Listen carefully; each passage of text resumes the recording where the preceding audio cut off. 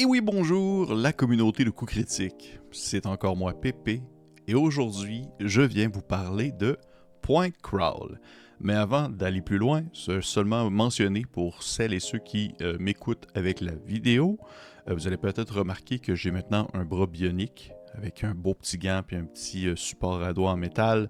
Tout simplement, eh bien, je me suis sérieusement pété la gueule, comme on va dire au Québec. Je suis tombé en fait dans un escalier glacé extérieur et j'ai été quand même chanceux dans ma malchance. Malgré tout, ça aurait pu être vraiment pire que ce l'est. C'est vraiment ma main gauche qui a mangé la plus grosse volée. Et pour le reste, ça va très bien. Je suis un peu sur des antidouleurs, donc parfois ça se peut que je me mette à baver ou à regarder dans le vide, mais excepté ça, ben, c'est numéro 1. Et on revient ici sur le sujet de cette vidéo parce que je voulais au moins le dire parce que je sais que je vais me faire poser des questions, donc je voulais mettre ça au clair concernant cette main étrange. Donc le point crawl. C'est une méthode en fait de fabrication de cartes. Par le passé, j'ai déjà aborder en fait d'autres points, d'autres sujets semblables, comme par exemple le donjon à 5 pièces, la méthode Jackways pour la construction de cartes, ou même aussi le X-Crawl, cette fameuse carte avec des hexagones qui sont alignés un à côté de l'autre et qui permettent de se déplacer, si on veut, d'une zone à une autre en prenant en considération la configuration d'un endroit. Eh bien, le point crawl, ça revient un peu au même, mais c'est une méthode encore plus facile. À mon sens, à mon très humble avis, c'est la méthode la plus simple et la plus rapide pour concevoir des cartes, concevoir en fait des lieux à visiter.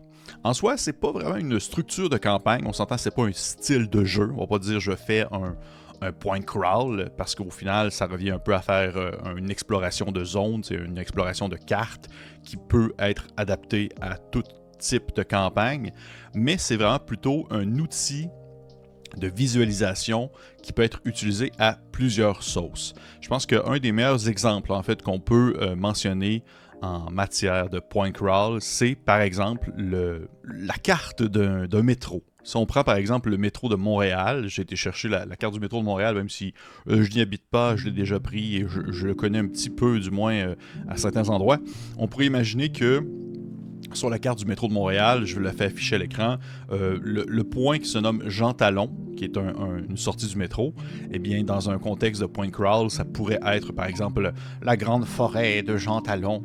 Et la grande forêt de Jean Talon, eh bien, on peut partir de ce point, descendre sur la ligne orange pour atteindre finalement le château de Berry-UQAM, qui est un autre point d'intérêt en soi sur la carte. Et en gros, un point crawl, eh bien, ça ressemble un peu à ça. Dans le fond, il y a des itinéraires précis via des correspondances qu'on doit suivre et parfois on doit changer de ligne pour atteindre certains objectifs.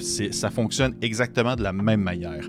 Et ça peut être utilisé à n'importe quel type de carte, dans le sens que ça peut être utilisé pour une carte intérieure comme une carte extérieure. Je vais y revenir tout à l'heure, mais en reprenant l'exemple en fait de la carte du métro de Montréal, c'est intéressant de voir que malgré tout, c'est important d'avoir ce qu'on nomme une légende, comme on peut voir sur d'autres cartes, c'est-à-dire des petites annotations, soit de couleurs, de formes, qui viennent, par exemple, démontrer ce que peut être telle ligne ou ce que peut être tel point, parce que des fois, une ligne peut représenter une ligne que les joueurs peuvent suivre de manière consciente, alors qu'une autre ligne pourrait être, par exemple, un chemin invisible ou un chemin inconnu, une porte cachée qui permettrait d'ouvrir un autre passage pour atteindre d'un point A à un point B. En soi, un des avantages les plus intéressants du point crawl demeure sa flexibilité lorsque vient le temps de concevoir une carte, de la mettre sur papier.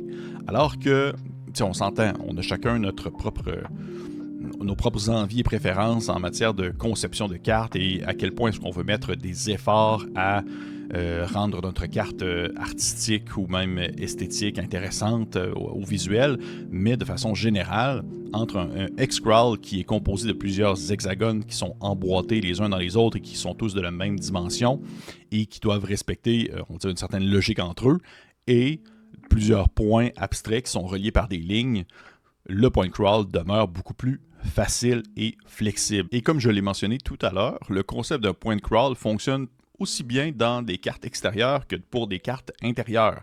Et dans un point crawl, par exemple, dans un donjon, eh bien, chaque salle est représentée par un point sur la carte et eh bien, les connexions, puis c'est les couloirs qui relient les points ensemble.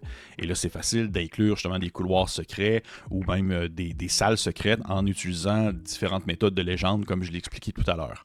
Et je peux même vous montrer un exemple que j'ai fait moi-même, en fait. C'est pour un jeu qui se nomme Fallen, un petit jeu OSR gothique, d'horreur. Et j'avais fait un point crawl qui se nomme en fait The Last Inn on Your Left. Et dans ce point crawl-là, les personnages, eh bien, ils vont se louer une chambre dans une auberge pour finalement être attaqués en pleine nuit par les propriétaires de l'auberge qui sont des cannibales et qui veulent se nourrir d'eux. Grosse référence à le massacre à la tronçonneuse et également People Under the Stairs par Wes Craven. Là, vous voyez un peu même La colline des yeux aussi de Wes Craven, ça faisait partie des références. Et dans le concept de ce point crawl-là, chaque lieu représente justement, chaque point plutôt représente les lieux de l'auberge. Les personnages débutent au point 1 qui est la chambre, leur chambre à eux, et ils sont attaqués en pleine nuit et ils doivent se sauver. Et là, on peut voir que le point 1 est relié au point 2, qui est, dans le fond, un endroit où il y a des pièges. Donc, c'est pas nécessairement une salle en soi, mais c'est un lieu d'intérêt. C'est un lieu où il va se passer quelque chose. Mais c'est aussi possible de mettre des événements entre les points, c'est-à-dire vraiment dans les traits qui les relient entre eux. Le point 3, ça reste l'escalier. Le point 4, c'est le premier plancher, en fait, le plancher du premier étage. Et le point 5, c'est la sortie. Et voyez-vous, à y repenser, maintenant, à tête reposée, ça fait quand même quelques temps, ça doit faire, je pense, 2 ans que j'ai sorti ça. À y repenser, j'aurais inclus un chemin secondaire parce que de ce point de vue-là, en fait, juste en regardant la carte présentement, on voit que c'est assez linéaire. Ça part du point 1, ça va jusqu'au point 5, il n'y a pas d'option supplémentaire. Alors, je pense qu'à le refaire, j'aurais inclus la possibilité de sauter, par exemple, du point 3 jusqu'au point 5 directement, par peut-être une mezzanine, mais de risquer de se blesser en tombant, de se fouler une cheville et de devoir comme rester sur le sol, être à la merci des propriétaires de l'auberge. Simplement, la possibilité, en fait, d'offrir un peu plus de chemin que possible, que la base, en fait, que le strict minimum, pour justement varier le plaisir, mais aussi varier les possibilités.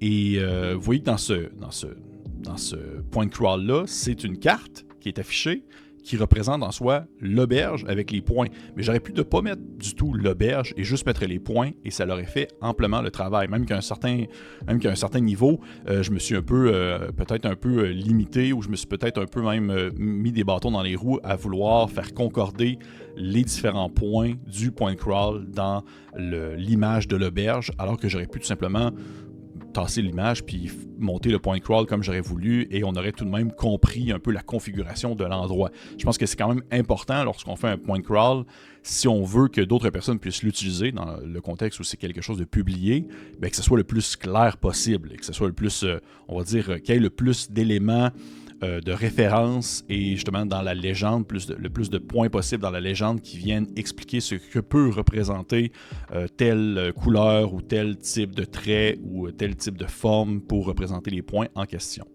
Je pense qu'un autre exemple que je pourrais mentionner, en fait j'en ai 2 autres. Il y en a un qui est justement, je crois, dans les mieux utilisés, je trouve dans les plus intéressants, alors que le point crawl, on pourrait penser que c'est surtout de la fantasy, médiéval fantastique, le classique Donjon Dragon, on explore un donjon, on explore des lieux et tout ça. Eh bien, ce n'est pas le cas. Je pense qu'un de mes donjons préférés, ou un de mes méga donjons préférés, ça demeure Gradient Descent pour Mothership. C'est un gigantesque laboratoire que les personnages doivent explorer et qui est contrôlé par une intelligence artificielle. J'en ai déjà amplement parlé dans d'autres vidéos, là, j'en ai parlé même à quelques reprises et un jour je vais la faire. Et le visuel de ce point crawl-là rappelle en fait une carte réseau informatique, une carte d'ordinateur. Donc c'est vraiment des petits carrés blancs qui sont connectés par des lignes avec des carrés transparents. Et il y a aussi des cercles rouges qui sont également expliqués comme étant des sorties ou des entrées. Et il y a une petite légende qui explique un peu qu'est-ce que représentent les couleurs, qu'est-ce que représentent les types de points. Bref, ça respecte toutes les règles d'un point crawl, mais ils se sont permis quand même justement de le personnaliser pour faire concorder en quelque sorte la thématique du jeu Mothership, donc de la science-fiction horrifique, et de faire concorder en fait le point crawl avec cette thématique-là. Et pour ça, moi je trouve que c'est du génie, super bien pensé, vraiment très bien réfléchi. Puis on comprend, juste en regardant la carte comme ça, on comprend que, c'est pour vrai cette capsule-là, si vous l'écoutez en audio, je vous conseille de peut-être à quelques moments regarder votre téléphone ou regarder votre ordinateur parce que des éléments visuels qui sont quand même assez importants, mais on peut voir sur la carte de Gradient Descent des carrés qui sont assez grands, assez massifs et qui n'ont pas la même dimension que d'autres carrés, puis on peut comprendre ainsi que certains planchers certaines salles sont immenses, d'autres salles sont vraiment connectées les unes aux autres, qui sont à peine séparées par simplement une porte, alors que d'autres salles doivent être vraiment, peut-être même à d'autres étages, tellement elles sont éloignées les unes des autres. On comprend qu'il y a une logique dans ce visuel-là. Et je pense qu'on peut aller vraiment dans l'autre extrême, avec un autre point crawl qui a été fait pour le jeu de rôle Bastards de Mika Anderson, qui est un petit jeu OSR très très simple. D'ailleurs, j'ai déjà fait une partie de ça avec Pierre-Louis Renaud de la chaîne des Tu-Games. Il en avait parlé dans une vidéo. C'était un jeu correct. En soi, c'était pas à tout casser. Le système de magie était cool, par exemple. Et comment fonctionne Bastards, c'est que toutes les aventures qui sont publiées, officielles du jeu, ont tous un peu le même... Ils ont tous un peu le même visuel, le même attrait minimaliste avec des couleurs fortes à chaque fois. Et les aventures sont souvent représentées par des point crawl qui sont le strict minimum. Ils sont vraiment là, représentés par des carrés avec des chiffres. Et il y a une explication sur quelle pièce, quel chiffre représente telle pièce. La légende, elle est là. Et comme on peut le voir, si vous regardez encore l'écran, bien entendu, vous voyez ainsi les carrés qui sont reliés, les points les points qui sont reliés les uns aux autres par des lignes noires. Mais il y a quand même des détails qui sont intéressants avec des lignes jaunes qui vont soit représenter des passages secrets, ou même des passages qui sont peut-être même à risque, des passages pour sortir de l'endroit. Et il y a même une table qui nous permet en fait de lancer des trésors selon l'endroit qu'on visite. C'est très minimaliste. Ça, on s'entend là, c'est très très très minimaliste. Est-ce que c'est ce que vous préférez? Pas nécessairement, puis c'est correct aussi. En mon sens, je trouve que c'est un peu too much dans le strict minimum. J'aime ça quand il y a une petite fioriture ou une petite personnalisation, peut-être même un peu plus de détails au niveau des formes ou des traits, là, mais ça fait quand même amplement le travail et c'est facile en fait à rouler. C'est facile à animer. Si à partir du moment où vous avez une aventure avec un point crawl qui est présenté à l'intérieur, si vous êtes un tant soit peu, si la légende en soi est claire au minimum, vous allez probablement avoir une certaine facilité à l'animer. Et comme n'importe quel outil de visualisation de cartes, c'est intéressant de voir que c'est possible d'inclure des règles optionnelles pour pouvoir gérer différents concepts mécaniques, que ce soit justement des rencontres aléatoires, que ce soit les pièces cachées, que ce soit les trésors, que ce soit le fait que lorsqu'on passe d'un point A à un autre point, eh bien là, on doit lancer sur une table pour voir s'il se passe quelque chose. Et ça peut être adapté, que ce soit un point crawl justement d'une région, un point crawl d'une ville ou même un point crawl qui se déroule à l'intérieur d'un donjon. Donc en rappel et en rafale, les avantages du point crawl, ça offre une certaine flexibilité parce qu'on n'a pas besoin de penser en termes de distance. On peut vraiment y aller à la bonne franquette. On n'est pas prisonnier, obligé, enfermé dans une disposition précise avec des hexagones qui doivent se respecter ou même une carte topographique réaliste d'une région ou une carte super réaliste qui représente l'intérieur d'un donjon. On est dans l'abstrait. Et parce qu'on est dans l'abstrait, ça offre la possibilité également pour le meneur d'improviser et d'ajouter des éléments puisque en soi, ce qui est représenté, ce qui est à la vue des joueurs et des joueuses et du meneur, c'est tout simplement un point. Un point avec à l'intérieur un chiffre, une lettre, un symbole. Et ce point-là, eh bien, tout ce qui se trouve à l'intérieur de celui-ci, de ce lieu d'intérêt-là, eh bien, ça va être décrit sur papier, ça va être décrit à l'oral, et ça permet en fait de le personnaliser, mais aussi de l'adapter aux besoins. On n'a pas besoin de se fier toujours à quelque chose qu'on doit voir avec nos yeux. On y va avec le théâtre de l'esprit, comme le disent certains jeux de rôle. Et même du côté des joueuses et des joueurs, je trouve que ça ouvre la porte à à plus d'imagination, une certaine personnalisation, si on veut, de la scène, du lieu en soi. Si par exemple on est dans un donjon et que le donjon est représenté par un simple point, mais qu'on décrit le lieu ou même ce qui peut s'y trouver, les personnages peuvent un peu plus poser poser de questions sur des éléments supplémentaires, des éléments complémentaires qui peuvent être accessibles dans la pièce en question, alors que s'ils ont l'image ou qu'ils ont un dessin super concis du lieu, eh bien, ils ont moins l'opportunité de sortir des sentiers battus, de surprendre ou de faire preuve d'une certaine ingéniosité pour ajouter des éléments dans la scène et peut-être même créer du jeu intéressant. Je trouve que ça, on s'entend, là, ça ouvre la porte à plein d'autres sujets connexes, mais j'ai l'impression que le point crawl se porte bien à ce type de jeu-là. Également aussi, c'est facile à faire. C'est pas besoin d'être un artiste accompli. Vous avez vu, là, pour ceux qui l'ont pu le voir de leurs yeux, j'ai présenté mon point crawl là, The Last In on Your Left avec une image que j'ai pris, là, un petit doodle, un petit dessin tracé d'une auberge avec les points. Là, ça m'a pris 5 minutes et c'était fait. Et le reste, ça a été écrit. Donc, pour les personnes qui ne veulent pas non plus se casser la tête avec des détails artistiques, là, ça se fait vraiment très facilement.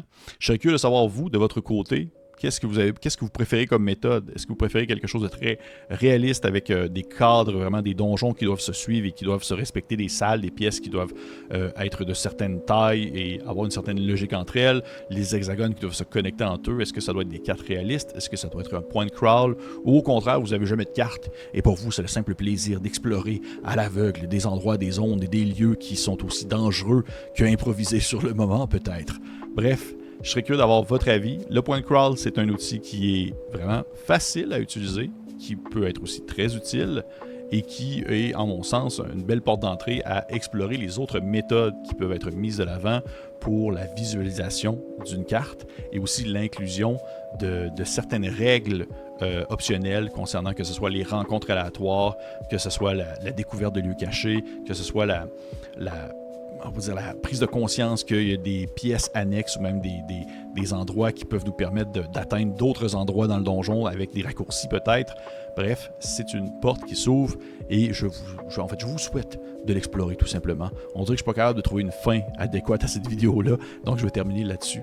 Encore une fois, je vous remercie beaucoup des commentaires, des pouces vers le haut, des avis, tout ça. Si ce n'est pas fait, je vous encourage de liker, commenter, de vous abonner si ce n'est pas fait. On continue l'année 2025. Puis de faites attention si vous sortez dehors parce que si c'est glissant, là, vous allez vous faire mal comme moi. Donc je vous le souhaite pas, en fait. Je vous souhaite pas de vous blesser. À la prochaine. Au revoir.